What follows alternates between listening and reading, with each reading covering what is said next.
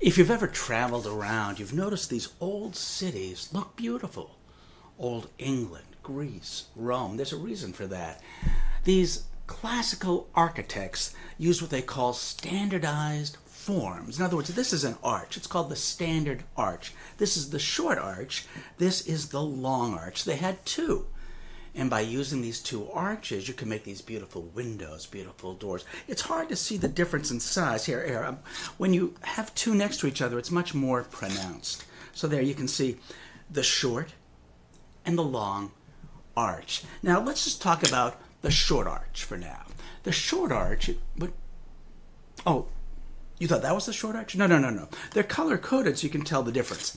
You have the short arch and the long arch. I know it's difficult concept to grasp. Short and long. So now that you understand the basic idea, maybe you're right. These are labeled.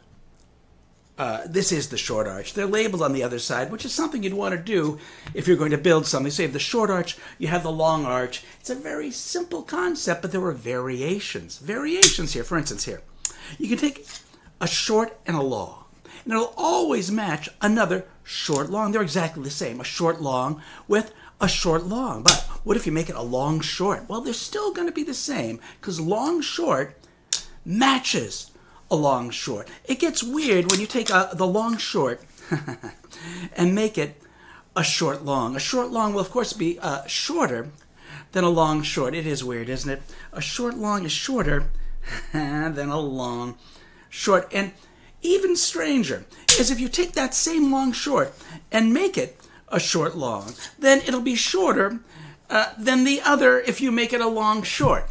It's because the word long comes first, I think.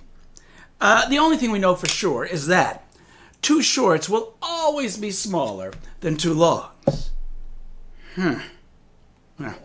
Just get a little muddy in there. And even more strange is when you consider the fact that every piece is exactly the same size. That's the long and short of it.